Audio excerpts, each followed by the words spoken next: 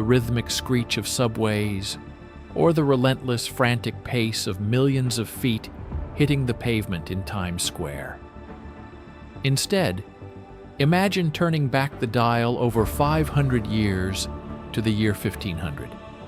The sounds of the island are not engines and sirens, but the rhythmic thud of a shipbuilder's mallet, if a ship were there, or more likely, the rustle of ancient oak forests and the splash of the Atlantic against a pristine shoreline that the Lenape people knew by names recorded early on as Mannahatta. This was not a monster of steel and glass, but a sprawling, jagged island defined by raw nature and diverse ecosystems. The landscape of Manhattan in 1500 was a complex mosaic of dense forests, freshwater streams, and tidal marshes. Tall, ancient oaks, hickories, and chestnuts dominated the wooded areas, covering a hilly terrain that rose sharply from the water's edge. Clear streams ran through the interior of the island, cutting through the bedrock to feed into the surrounding rivers. At the southern tip, where Fort Amsterdam would later stand, the land was a rocky vantage point overlooking the confluence of the Hudson River, known to the Lenape as the Moo-Heakentuck and the East River. The biodiversity of this environment was staggering. The waterways were teeming with fish, including sturgeon and shad, while the shores were littered with oyster beds that shimmered like pearls in the sun. A sight that would later lend its name to Pearl Street. The forests were home to deer, bear, and countless species of birds, providing abundant resources for the inhabitants. The marshes served as critical habitats and hunting grounds, rich with aquatic life and vegetation. This was the raw, jagged edge of the island, completely untouched by European development. It was a place defined by its natural beauty, where the DNA of diversity first began to combine among the Lenape inhabitants, long before it became a blueprint for a global metropolis. The shoreline was not lined with wharves or dikes, but with natural beaches, rocky cliffs, and tidal flats. The only industrial sound was the wind passing through the trees and the calls of wildlife, a true wilderness that existed centuries before the Dutch sailed into the harbor. The Lenape people, who inhabited the area they called Lenapehoking, the land of the Lenape, lived in a highly structured society designed to thrive in harmony with the natural environment. Their social structure was organized around matrilineal kinship groups, meaning lineage and inheritance were traced through the mother's line. These communities were vibrant and cooperative, typically organized into villages located near reliable water sources, such as the Hudson River or the sheltered coves along the East River. These villages were not permanent, nomadic settlements. Rather, they were semi-sedentary, allowing the Lenape to move between seasonal locations to maximize the use of available resources. At the heart of a Lenape village stood the longhouses. These impressive structures were built using a framework of sturdy wooden poles, which were then covered with large sheets of bark, typically elm or hickory. Inside, a single longhouse could accommodate several related families, featuring a central aisle with fire pits for cooking and warmth, and raised platforms along the walls for sleeping and storage. The construction of these homes required communal effort, showcasing the cooperative nature of Lenape society. The organization of the village fostered a strong sense of community, where shared labor and mutual support were essential for survival. The Lenape economy was a sophisticated blend of hunting, fishing, and agriculture. The surrounding rivers provided an endless supply of shad, striped bass, and sturgeon, which were caught using sophisticated nets, traps, and bone-tipped spears. The forests were managed carefully to enhance hunting grounds, allowing for the sustainable harvesting of deer, bear, and smaller game. Agriculture was largely the domain of women, who cultivated the three sisters, maize, corn, beans, and squash, in cleared fields near the villages. This agricultural practice was sustainable and highly productive, ensuring a steady food supply throughout the year. Culturally, the Lenape maintained complex trade networks that stretched across the region, exchanging goods with neighboring tribes.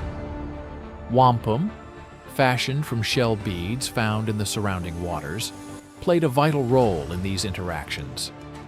It was not used as currency in the European sense, but rather as a highly valued material for ceremonial purposes, recording historical events and cementing alliances. Every aspect of daily life, from the preparation of food to the crafting of tools and clothing from animal hides, was executed with a profound understanding of the natural resources available to them, reflecting a life deeply interconnected with the land. The Lenape relationship with the environment was fundamentally spiritual, rooted in the belief that all natural elements, rivers, forests, animals, and stones, possessed a spiritual essence or power, known as Manitou. Every activity was conducted with reverence and a recognition of this interdependence. The Lenape did not see themselves as owners of the land, but rather as stewards entrusted with its care by the Creator. This spiritual worldview dictated that resources were taken only when necessary, and rituals of gratitude were performed to maintain balance with nature. In managing the landscape of Mannahatta, the Lenape practiced sophisticated land management techniques, most notably controlled burning. By deliberately setting fires in the forests at specific times of the year, they cleared away underbrush, fertilized the soil, and stimulated the growth of grasses and berries. This practice created a park-like environment with large, spaced-out trees that was easier to travel through and attracted game like deer, making hunting more efficient. These managed landscapes allowed the Lenape to live sustainably, shaping the island to meet their needs while preserving its biodiversity. Decision-making within the community was democratic and respected the wisdom of elders and community leaders. While individual village chiefs had authority, major decisions regarding trade, war, or land use were made through consensus within the kinship groups. Elders held positions of great respect, passing down oral histories, environmental knowledge, and spiritual traditions to the younger generation.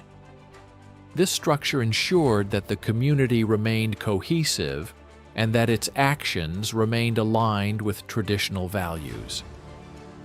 Seasonal migration was central to Lenape life, allowing them to utilize different resources throughout the year. In the spring and summer, villages were located near the rivers for fishing and farming. During the autumn and winter, smaller groups moved to inland forested areas for hunting and to find shelter from the coastal winds.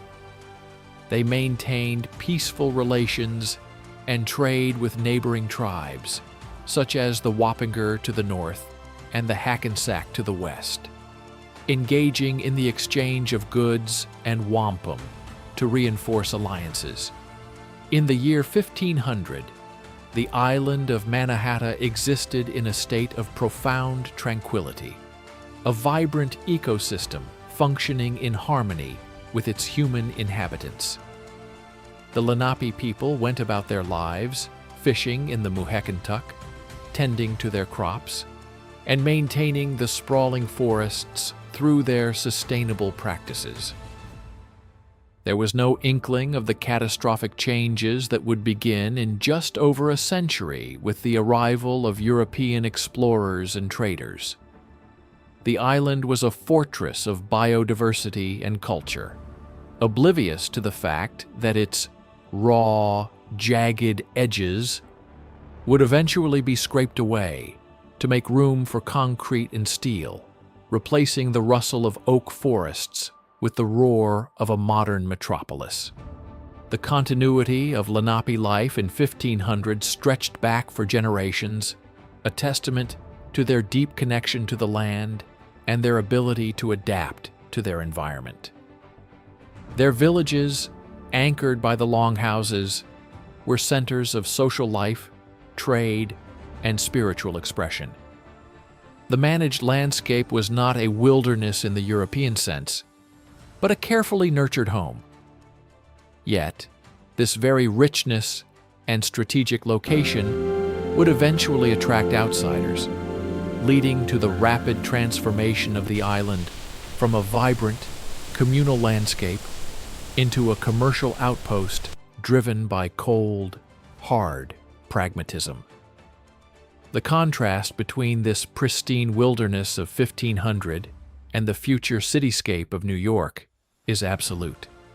The bustling harbor, which would one day be the gateway for millions of immigrants, was a quiet expanse of tidal waters teeming with marine life, not commercial ships. The rocky point that would become the site of Fort Amsterdam was merely a vantage point for viewing the confluence of the rivers. The very concept of land ownership, foreign to the Lenape, who believed the earth was held in trust, would become the cornerstone of the European city that would replace their vibrant communities. The legacy of the Lenape lives on in the very geography of modern Manhattan, even if the inhabitants themselves were largely forced out. The crooked, narrow streets of Lower Manhattan often follow the paths originally created by the Lenape as they traveled across the island. When one stands in Battery Park today and looks out at the harbor, they are not just seeing the beginning of the modern world. They are viewing the site of a profound loss and a deep, historical transformation. The story of Mannahatta in 1500 is a reminder of the world that was. A world built on a contract with nature, just before the era of trade, contract, and global expansion began to fundamentally redefine the pulse of the island.